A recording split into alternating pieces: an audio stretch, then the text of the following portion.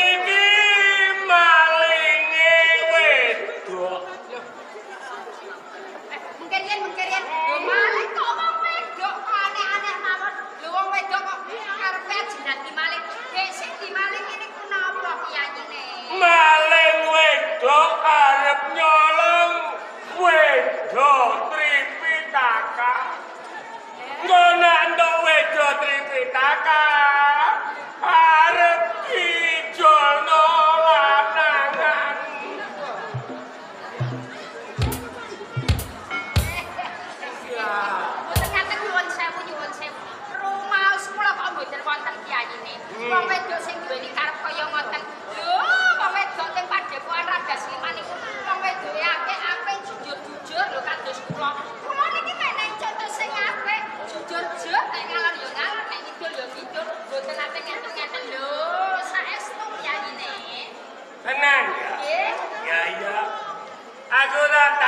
sithik karo kowe yo Nyi. Napa? Kowe duwe bojo aku ngene iki kira-kira ijeh betah. Jenengan ngendikane lho bojo kok mboten betah. Golek kowe getun. Mergo umurku wis 120 taun. Nggih. Kowe lagi 17 tahun. Kiyayine. Foto panjenengan mboten sak resula kaya ngoten. Senajan to kula niku gadah bojo panjenengan piyayine wis sepuh. Ning kula ikhlas nampa amanane lair batin kula tresnani, lair batin kula gemateni. Malah mboten aku niku lho piyayine. Rina wengi kula niku ndonga lan nyuwun mugi-mugi sampean dadi pundhut sing kuwasa. Diparingi panjang yuswa piyayine. Piyayine. Sampeyan niku wis tuwek kaya purian barang. Yen kira sakmono diparingi panjang yuswa. Panjenengan iki ngendika matur sithik mawon kok nggih kurek. Iki lho diparingi panjang yuswa piyayine iki lho ya.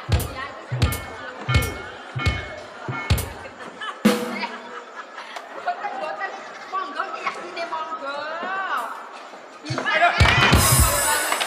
Lah yo ngeten panjenengan ki mlaku nek ra dituwak nganggo cekene wis ora paku. Hati-hati. Iki balik ngrembug perkara maling. Nggih. Sing jenenge maling iku ngemal barange wong sing ora eling. Nggih. Upamane bengi iki mau aku kok ora eling, aku yo sida kelangan. Apa ilang lho video Tripitaka piyayine? Wedo rumangsamu ilang. Nggih mboten. Sing kandha ilang sapa? Lah, Lah wong saurunge maling mlebu rene, wedo wis tak simpen. Dadi yo malinge kecelek.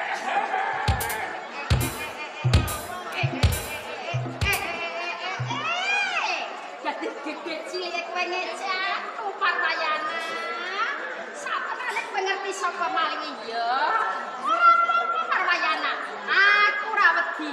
Senajan to kowe ngerti, nek sakenane aku arep nyolong kitab Tripitaka, aku ora bakal wedi kowe. Luwe-luwe, kowe iki wis tuwa. Sedelo meneh mesti mati. Kula nganti kaget. Panjenengan iki kok mak bedunduk teng mriku. Monggo piyayine. Bojoku apike. Iya, panjenengan iki Omongane kok blarak-blarak. boten Ora usah mbok kon mati ndara mati dhewe no. malinge niku lho piyayine. Aku dari pirang dino. Iki lho wedo ora sida ilang. Lah, Nyai, nggih.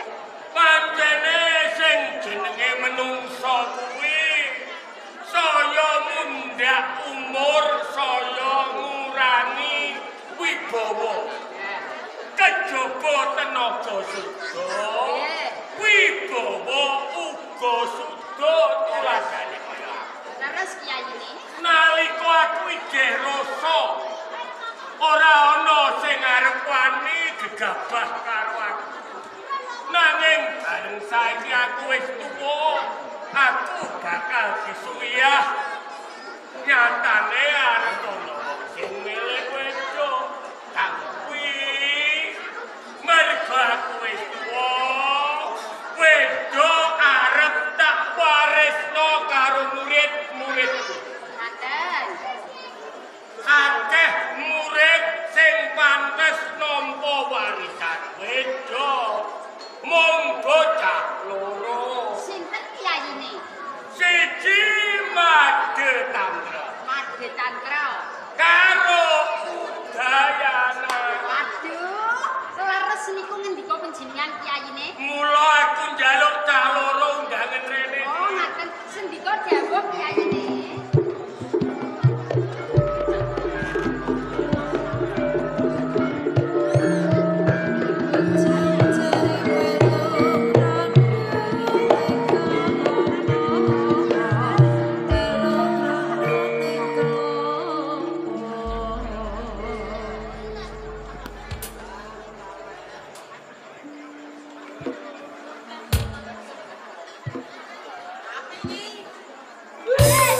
Coba bayi.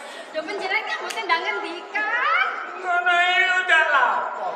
Penjenengan ndang ngendikan kok nganti monggo kyayine. Budaya nang ndi? Kula Bapak Kene maju dayane. wis wakin jauh.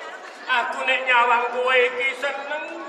Upama aku dadi bocah wedok perawan, aku lilo munggah-munggahi karo kowe. Bocahe bagus, kalem, meneng, ora pencilaan. Ning aja kliru. Kowe bagus golek rakus. Boten kok. Ngerti bojoku ayu, kok bojoku mbok ambungi. Boten watak kula kok. Aja nakal ya. Boten.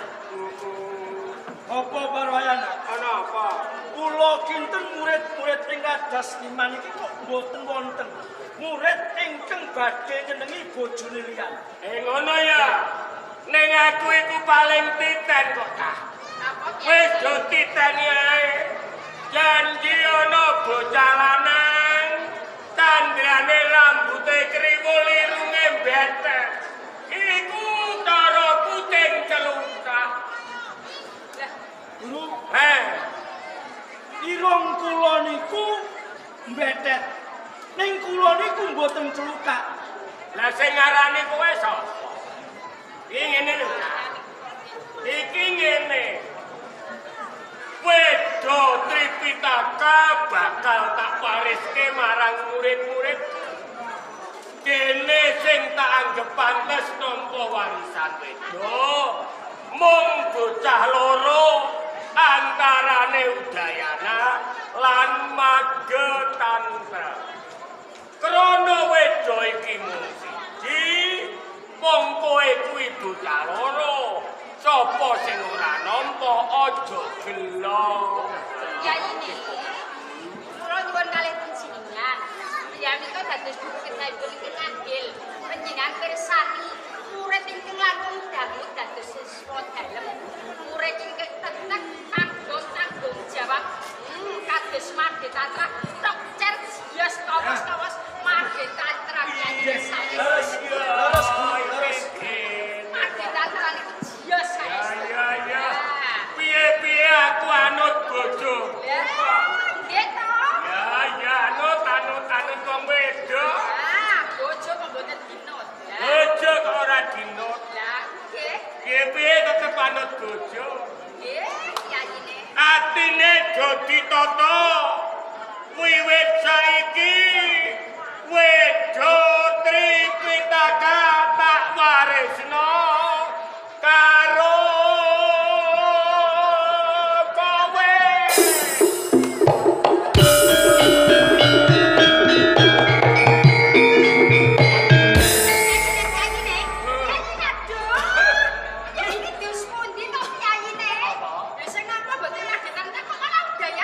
Iya, kowe iki kok iso.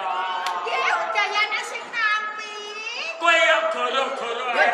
Guru, panjenipun leres ingkang panjenengan paringi kitab Tripitaka menika dede kula ning Udayana. Lho. Dadi sing nampa wedo iki Udayana. Udayana. Lho.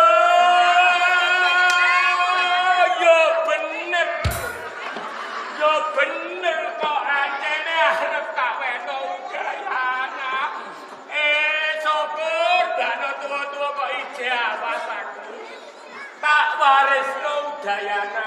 Matur suwun. Ora nugroho, ora bejo, ning saya abot sesanggemanmu Dayana.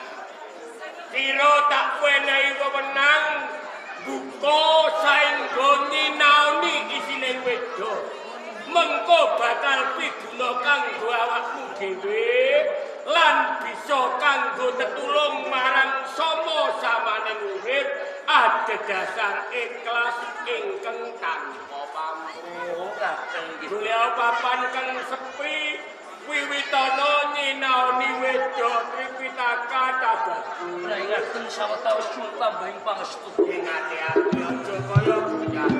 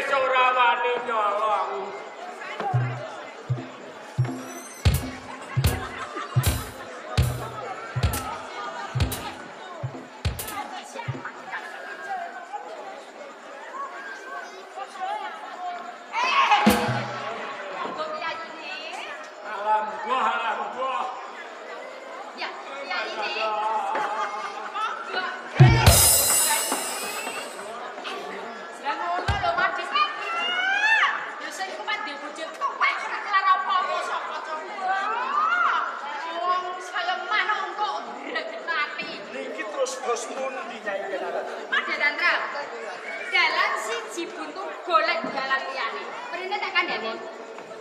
Oh ngaten. Pamit. Tindakke. Cioko kowe